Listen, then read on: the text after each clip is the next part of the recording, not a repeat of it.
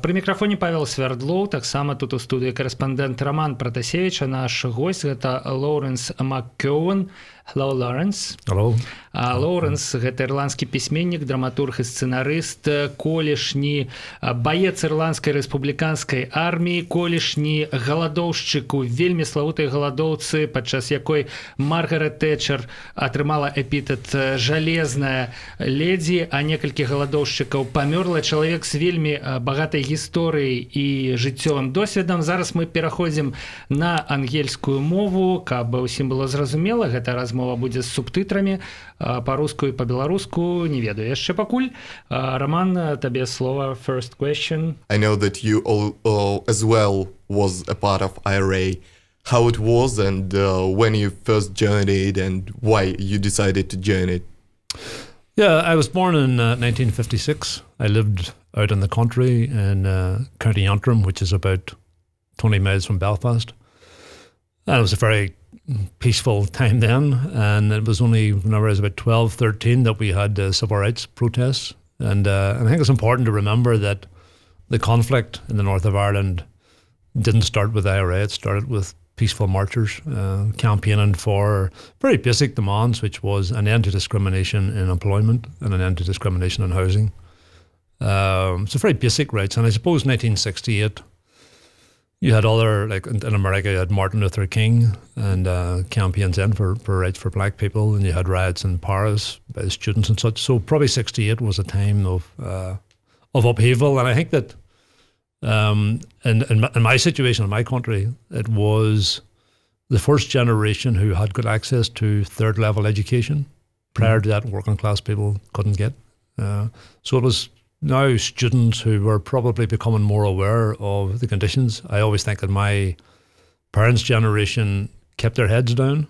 I mean, they weren't going to sort of raise their heads and complain. But my generation around that time were starting now to raise their heads and demand equality and an end to discrimination. So when I was about 12, 13, that was starting to happen. And then the people who were campaigning for civil rights were beaten off the streets by the police and paramilitary forces. And then later on, they were shot off the streets by the British Army, particularly on Bloody Sunday, which happened in January 1972 in Derry, when the paratroopers just opened fire on innocent marchers, and 13 of them were shot dead and all of them died later. And then it became a full-scale guerrilla warfare. The IRA, which was almost non-existent in the 60s, suddenly came to the fore initially to defend areas and then to take an offensive position against the British Army.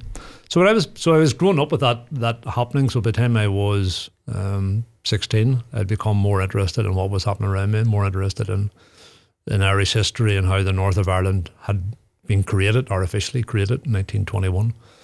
And when I was 16, I decided I wanted to join the IRA, the Irish Republican Army. And it wasn't easy to do because you don't know people in the IRA. They're meant to be a secret army. But after some time waiting and different efforts, I joined the IRA when I was 17. The reason I joined was because I believed that armed struggle at that time was the only way that we were going to advance our demands for civil rights and for equality, and for the reunification of our country. Because the peaceful method had been tried and it had been suppressed. And as a result of that, I was 17 when I joined. I really had to be 17. I had to leave home about 8 months later and was what we call on the run. So I was staying in different houses, safe houses. And then just shortly before I was 20, I was arrested. Why you was arrested and you was arrested during the attempt of, I don't know, of trying to maybe kill British soldiers or what? No, what happened at that moment? Actually, what had happened was, foolishly, I had went back to my own house one night. I went back very late at night. Well, in the morning, it was probably about 2 o'clock. And at 6 o'clock, the police arrived. The RUC arrived and arrested me. So I think they knew I was in the home, either they were watching the house or someone informed or whatever. But I was arrested and taken to one of the special interrogation centres in Belfast, which had been created that year. and was charged with, after interrogation, was charged with an attack on a police Land Rover and wounding a police officer, and with causing a number of explosions, and with being in the IRA.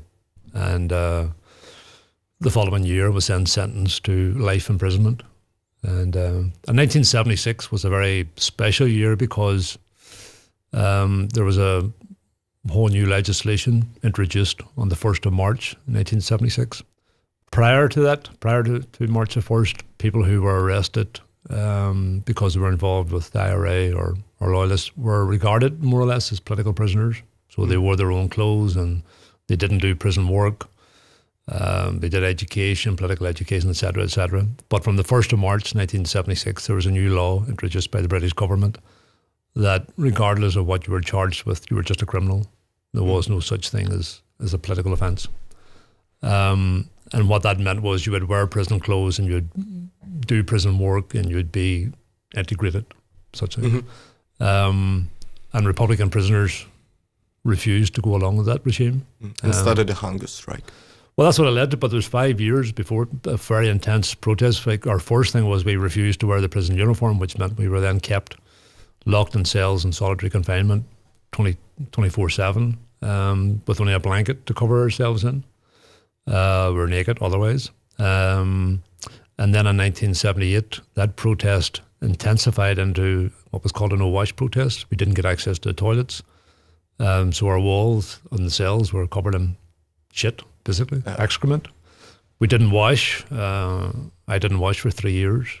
Really? From March 1978 up until the hunger strike started. So it just was like some kind of method of pressing on you? It was it's. I think the prison authorities never imagined that what became known as the blanket protest, because we wore a blanket instead of. I don't think they imagined it would ever have lasted as long. So by 1978, they tried to crush it by a lot of brutality, and denying access to toilets and denying access to showers, etc., which is how we responded. Then by covering the walls in excrement, and then that situation remained that way. Where basically, you were locked up 24/7, naked, shit on the walls, long hair, not washed. There were some people got force washed, and people were held down and their beards shaved off and their hair shaved off, which is just another brutal attempt for brutality. And throughout that whole period, like our families on the outside were protesting in large numbers. There were other people who were working to resolve the situation and trying to negotiate behind the scenes. They were having contacts with the British government. So a lot of campaigns went on the outside to try to end the situation, but very simple demands, 5 demands, which was the right to wear our own clothes, the right not to do prison work, the right to education, the right to visits. But finally, whenever all that didn't work, we embarked upon a hunger strike. In Irish history, there's many examples of Republicans using hunger strike as a weapon because it's the only thing that you have if you're in prison. And sometimes in a successful way and other times not successful. So our hunger strike began in 1981, and it began on the 1st of March, which was the same date 5 years later that the new legislation had been brought in. And the first person to go on hunger strike was Bobby Sands, who was... But do you remember, sort of interrupting, like your first thoughts about the day when somebody started that hunger strike, like Bobby Sands, as far as I understand, and why have you decided to join it as well? Yeah. Well, there had been a hunger strike just before it, with 7 people on it at the end of 1980. It had lasted for 53 days, and it ended when we thought there was an agreement. We had been promised that there was an agreement. But once the protest ended and the hunger strikers began to eat again, the British government reneged on the promises. So there already had been one, and I had volunteered for it, but I wasn't selected at that time. So when Bobby started his hunger strike, it was very different. There would only be himself joining it at the one time. And then there would be a space of 2 weeks and another guy, Francis Hughes, join it, and then another space of 1 week, so that not everybody would end up in a critical state at the one time. But we all thought that at that time that Bobby would die, because this time the British would want to see that we were serious about our hunger strike. I remember it very well when he started, and we all believed very firmly that he would die on hunger strike. And then several weeks into his hunger strike, there was a member of parliament died, and there was an election called, a by-election called, and Bobby Sands was put forward in the election, and he won the election on the outside. So he now was a member of the British Parliament.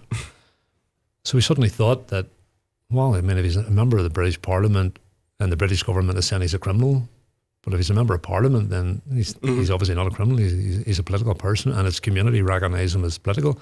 So we went from this position of thinking he'll definitely die to think of, oh God, we've won.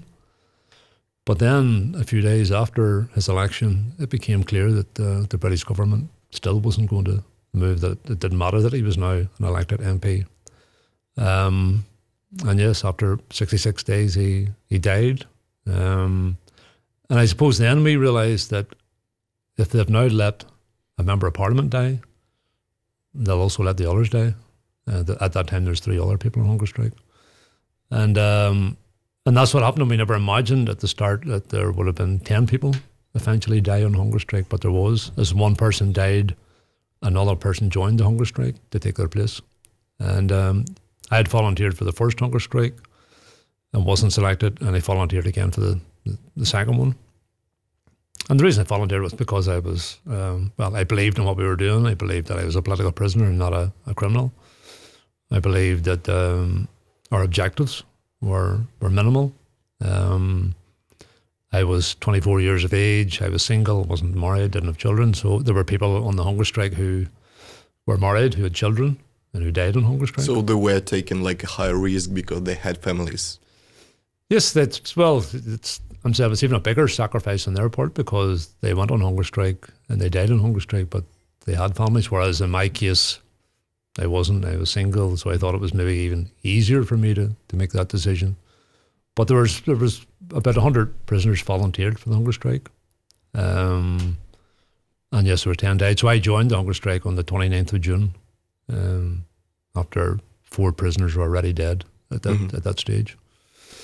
And was on it for 70 days.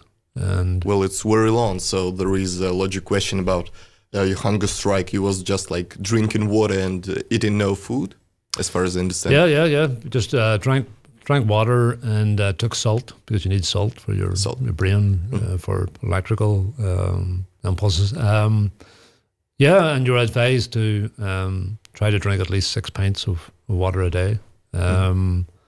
How many, sorry? 6 pints. Okay. Did you use pints here, or use litres? Litres, yeah. Well, a litre is about 2 pints, so 3 litres, you should drink at least 3 litres of water, more or less. So you was just like trying to drink at least 3 litres of water and eat some salt? That's basically, yes, what you had. And the reason for the water, because your body is starting to eat itself, so it creates a lot of toxins, so you need the water to flush to help your kidneys. And actually a lot of people... But what I was going to say is, as a hunger strike develops, okay, you get weaker and weaker, but around about 40 days, your eyesight starts to go, and I was starting to see double vision, very clear double vision. There'd be 2 of you sitting there, 2 there. Like really clear? Oh, really clear, yes, but double. And then that would start to blur. And your family decided? They did, yes, because like what would happen, the prison wasn't going to force feed us. We weren't going to eat, but if you ended up in a coma, unconscious, then there's a thing called the power of attorney. So your next of kin becomes responsible, and they can authorize medical intervention. Just a little question before. What was your feeling at your last day of hunger strike when you got a force feeding? Like, what was you feeling? How was your body working and so on the last day? Because 70 days, it's really much. It's like more than 2 months without food. What we always tried to do was every day, no matter how we get up out of bed, even if it's only to sit on a chair. And we were kept in the prison hospital, and we're still in a cell, but it's a prison. It's a hospital prison cell. Or if we could walk a bit, even with our arm around someone else, that we would try psychologically always to stay up, but then it comes to a point where you just can't physically get out of bed. You did everything you could do that time. Did you feel that? Yeah, I mean, right up until whenever you came to a critical state, your family were allowed into the hospital to stay in the hospital. My family were allowed in when I was on it 68 days. So I was still lucid. At times you're sort of like almost like falling asleep and waking up, but still conscious. So I remember all them coming in. Every one of them except my mother asked me to come off the hunger strike. And I said I wasn't. On the 69th day, the following day, I don't remember speaking to them, but apparently I did respond at times. And then on the 70th day, the doctor does all the checking the reflexes and then says, look, this person is totally unconscious now. And then at that point, my mother authorised, and what they do is put a drip feed into both arms, and then I was taken to the outside hospital, civilian hospital. And today, do you have flashbacks from that time, maybe in dreams, or just when you took into journalists interview? Not so much flashbacks. I mean, I've talked about it a lot. I've written about it. I remember vividly so much from that time, how you got to hear that other people had died, because there'd be a certain noise level in the wing, and then it would sort of drop, and you'd hear grills getting locked and opened and such like, and then you maybe hear crying because somebody's family was there, or one guy who died, Tom McAwee. I mean, that morning had walked past his cell and his door was open, and he's sitting up, he's actually smoking a cigarette. He liked to smoke, and I went out to the yard, and then I collapsed with the heat of the sun and was carried in, and by the time I woke up again, Tom had died, so yeah, it's very vivid, but I've never had, usually when people talk about flashbacks, it's usually in a bad way. I can think back in a very sorrowful way and very poignant moments, but yeah, not in a flashback nightmare. I think it's still very vivid, that period of time. And later years, once all the prisoners were released under the Good Friday Agreement and the prison was closed, and then we ex-prisoners ended up on a campaign to actually preserve the prison, because it's a sort of an irony. Okay, if to look now, what do you think is a hunger strike an effective way to fight with the prison system or government when, or especially when there are political prisoners? Is it an effective way to fight with the hunger strike? I mean, the history in Ireland has been that it can be. It depends what you mean by effective, because people could look at the hunger strike in '81 and say, well, 10 people died, you had 5 demands. You only got one of them, which was the right to wear our own clothes. But it was, for us, the most important demand, because we said we would never wear a criminal uniform, and we didn't. But also because we now had our clothes, it meant we could get out of the cell, we could organise, we could meet, we could do whatever else. But you could look at it and say, well, 10 people died and you only got one demand. That's not success. But if you look at it in terms of the whole Republican struggle, I mean, the amount of support that the IRA then got, the amount of volunteers it got, the amount of weapons that it got, the amount of money that it got, and the amount of international support that it got, you could say it was a massive victory. So it depends. Whenever you're saying like, is it effective or not, it depends what context you put it in. There's been other times where people have, in the past history in Ireland, went on hunger strike, and basically no one on the outside really knew they were on hunger strike, so it was totally ineffective. So I think it can only be effective if you have a very strong movement on the outside. Like maybe you've heard about the case of Alexensov. I've just heard about it even from arriving here. I think I might have heard before, because you always occasionally get talk about it. Same in the past, the hunger strikes in Turkish prisons and elsewhere. You have Palestinian prisoners, the same again.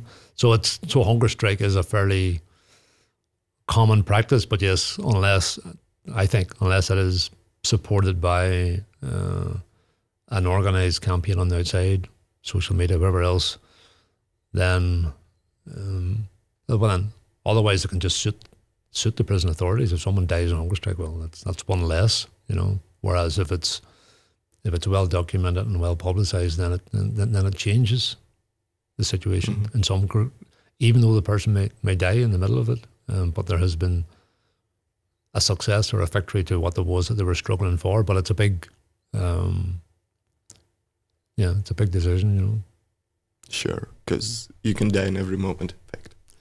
Yeah, it's and the other thing is you never know until you go on a hunger strike how your body is going to respond, or what underlying ailment you have, you know. So it can affect people different ways. So it's not something to embark upon easily. But I think sometimes, yes, if all other methods have been exhausted, then sometimes you have to do what you feel is necessary to do for your objectives. Okay, just another little question. If you could change something in your past, would you change something? Or maybe about IRA or your decision to take? I probably wouldn't have went home that night that I did go home. But no, other than that, I wouldn't. Sort of the big decisions or the decisions that have affected my life, like joining the IRA or deciding to go on hunger strike, I would do them. Yeah, I would do them over again tomorrow.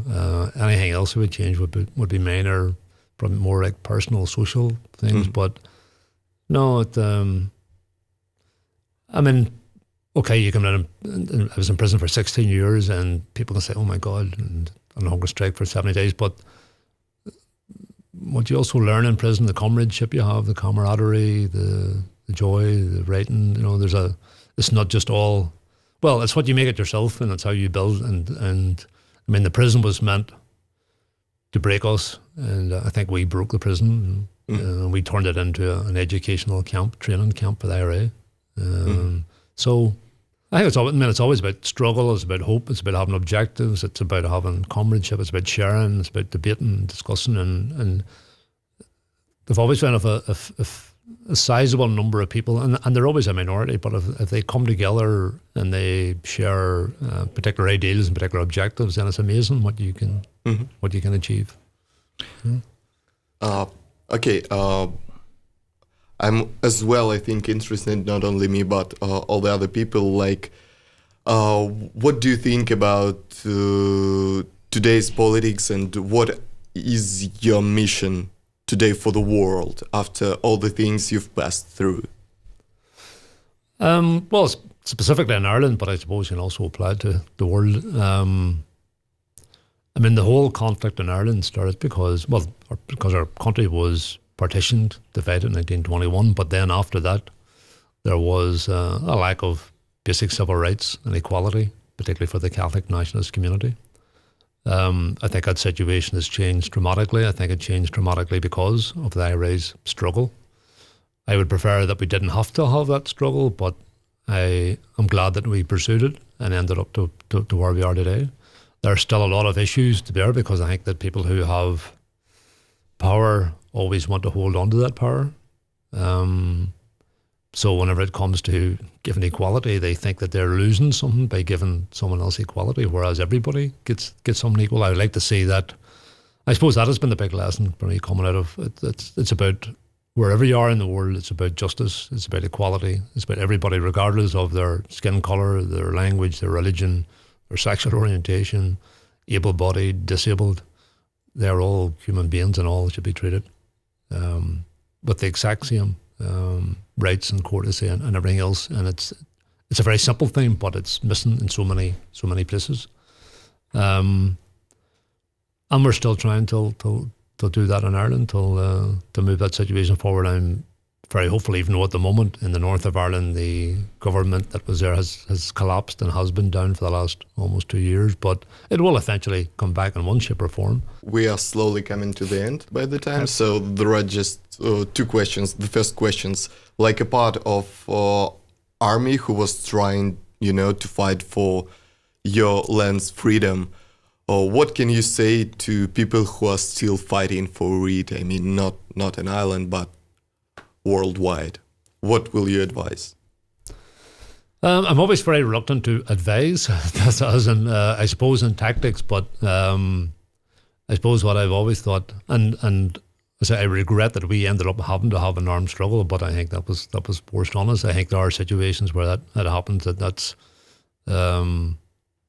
inevitable, and I think that it's better to have it rather than to acquiesce, basically. I think the important thing is that people, and particularly in what is a very materialistic world where a lot of people shut off from, because they're comfortable enough, they shut off from what they see around them, the poverty, the deaths, the executions, the imprisonments, the discrimination. And in some countries that's horrific, even compared to what, like sometimes what happened in Ireland is minimal compared to what happens in some countries. I would always say for people who are in those situations that hopefully they have hope, but hopefully also that they are able to organise and start to challenge it. And with that there comes consequences and dangers. I mean, but nothing has ever been achieved by, staying safe in our own homes. There's a cost to struggle. But I think that if we don't, then we lose something of ourselves. I mean, if I hadn't have taken the steps that I took today, I would be feeling less of a person than I was then. I believe I did what was right. Consequences where I ended up in prison, consequences where I could have ended up dead, but I believe I've lived. I'm alive rather than just existing. And I think that's the important thing, that people just don't exist and just don't accept their lot, that they, first of all, if they can, realise the oppression that they're living under and then start to organise to challenge that in whatever way and whatever their situation is, that they feel best to do that. But yes, but there's consequences. As I say, anything of any value it comes with a price. So we can stay in our comfortable houses and live our own individual lives, or we can sacrifice something and go out there and try to make the world a better place to live in. Okay, and the last question, I think it's most of our guests really like it, and it's called like 3 words, and you should answer on the question in like 3 words. Like the first one is your life. How can you describe it in only 3 words? It's very difficult asking an Irish person to say something in 3 words. My life in 3 words. Family, comrades, and joy. Okay, art and cinema and so on. Inspiring, educational, pleasure. Worldwide politics. Depressing. Hopeful. I was going to say 1 word, then that's 2 words. Okay, 2 words. No more words. Yeah. 1 word. I think it will be enough, yeah. Okay, I think we will end now. У нашей студии был Лоуренс МакКёун, былы баец Ірландскай рэспубліканскай арміі, колішні голодовшчык. Мы паразмаўлялі шмат пра што, нават не бяруся пераказваць. Дзякую вам. Thank you, Laurence. Thank you. Thank you so much. Роман Пратасевич і Павел Свердлоў працавалі пры мікрафонах з боку Еўрарадыё. Пачуемся на нашых хвалях.